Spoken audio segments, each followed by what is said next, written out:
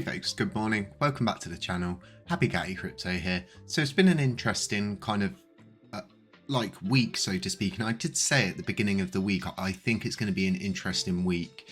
I knew that it's all kind of leading up to getting to the truth now and figuring things out.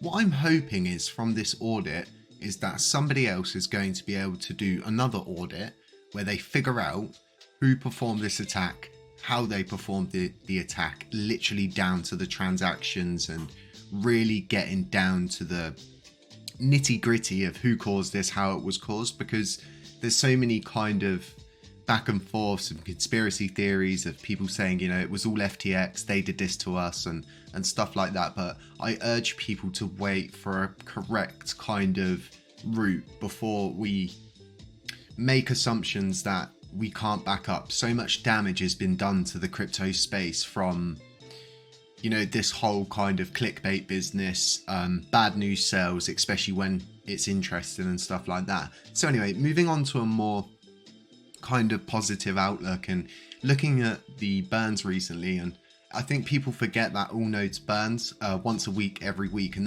they're still doing that on a Monday. Binance are burning once a month, as we all know, and there's a lot of people that are thinking, how can we burn more? And there's lots of people who have lots of different good ideas, and a lot of these incorporate burning money that's already inside our system. But if we can get at coins that are not already in the system or coming from the system, it would be even better. And a way that happens is with voting. When people are voting on stuff, right? Even with all of these, you know, spam proposals, and they're not stopping. In fact, they've just stepped up even more, pretty much. I think, and they're a little bit more well thought out, so to speak.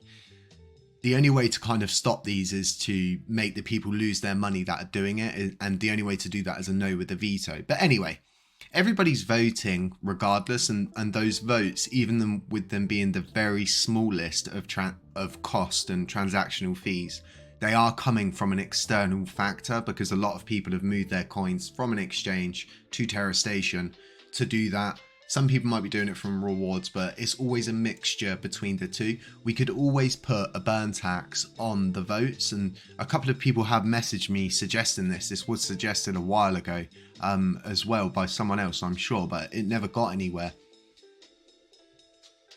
It's a really good idea because of the amount of Lunar Classic that is generated from that, but people need to remember that we also need to figure out how to fund the Oracle rewards pool. So Terra Rebels themselves, they've got a lottery system going, and lotteries are very touch and go in my country. From what I can tell, there's no actual real indications or laws to prevent a crypto-based lottery, and it's kind of all about wording.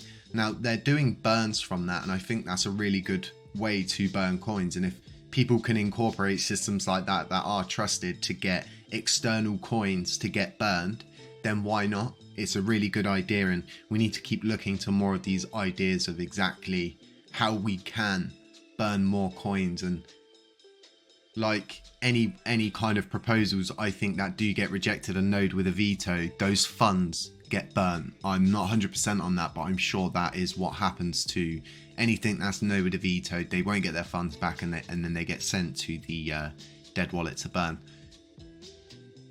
But there's a lot of people that are very unhappy about the burn rate. A lot of people saying, you know, it's going to take this long for us to get to $1 and stuff like that. But these kind of people are in this moon mindset and feel like $1 is the answer to everything across all cryptos. It's not, especially not in our case, considering how we would not even need to get anywhere near $1 for you people that are holding currently now to see monumental gains. I mean, you'd struggle not to sell your position as you was going through that, and that's always going to be the thing. So a lot of people sit and they go, you know, can we actually get to $1? And this is asked because of all of the people across the board doing these silly $1 videos. You know, oh, this secret in Lunar Classic and all this stuff. Oh, stop it. It's God, they're terrible, aren't they? It's all market cap based when you look at a coin and can it hit $1. So right now, if each coin was worth $1 and we've got 6 billion coins in the circulating supply, okay, that would mean our market cap would be $6 billion because each coin is worth $1.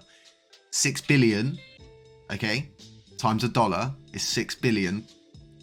Okay, it's very simple maths, and it's a very easy way to understand it, and we do see this asked quite a lot across the board. Now, my advice is don't look at anything and sit there and think to yourself, when can it hit $1, this, that and the other. You need to be looking into how can you support the system, who's building, who's not building, who am I supporting, who's not actually going to be doing anything for the future of this coin and stuff like that. It's all very touch and go when it comes down to people and stuff like that. And as time goes on, you know, validators will either be they'll incorporate themselves as much as they can into the blockchain's technology, or they'll just be there to kind of get rewards. And this is what I've always said about KuCoin. They're not giving anything to our system. In fact, they refuse to even do what Binance is doing. And that's the thing across the board with all CEXs. They just, you know, they wait for it to fizzle out. They just ignore you, gain the limelight where they can and not actually do the burns. And it's stressful. It's really stressful for a community like this that, you know, if those CEXs didn't have communities like ours supporting them, they would really struggle. It's as simple as that. Imagine when everybody started doing withdrawals from Binance and they started panicking because all of just the individual people that were doing withdrawals. They ramped the fee up for withdrawals to prevent people from doing it. It's one of those ones, and the only way we ever got anywhere with getting a burn tax implemented was by seriously going toe to toe with the CEX and laying down the line with the whole boycott thing, and it really did get us what we needed. So it's a shame all these other CEXs didn't. The transaction volume's looking really good, both on-chain and off-chain.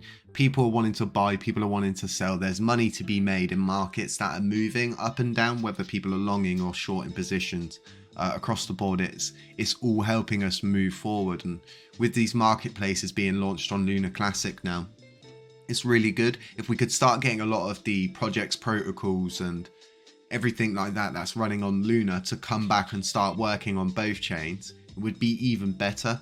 And if anybody wants the most ultimate way to increase the burns is to increase activity on chain, increase the amount of people that are building, using the coin, doing stuff and creating transactions, because each transaction leads to a burn event. Okay, and you know, we're currently sending 10% of that 0.2% to the community pool, and you know, I just don't feel like that should be the case. But obviously we voted on consensus and that's just how it is. But at the same time, like, people do want to see burns, and people were brought here by the burns, and we should always try and push as much as we can on the burn movement and getting it incorporated in more places. And it seems it's dwindled down a little bit. It's, you know, I think we should get back on it and really start trying to get all of these other exchanges, because it seems a bit unfair that just Binance are doing it, all these other exchanges like ha. We always thought they would follow suit, but it just doesn't seem like they're going to, or they have any plans to anytime soon. So I hope this has been a kind of nice little burn update for you. I'm really trying to think here how we can burn more coins, how we can get them from off chain. That's my biggest concern at the moment, is starting to try figure out ways to get stuff that's off chain burnt, because that's the key. That's the ultimate goal, is to burn what's outside of the system and make our own internal systems flourish and prosper and stuff like that. So folks, have a really nice Thursday wherever you are. Cake day today. Stay safe, beware of scammers, beware of doppelgangers, beware of anybody pretending to be me, and I'll catch you in the next one.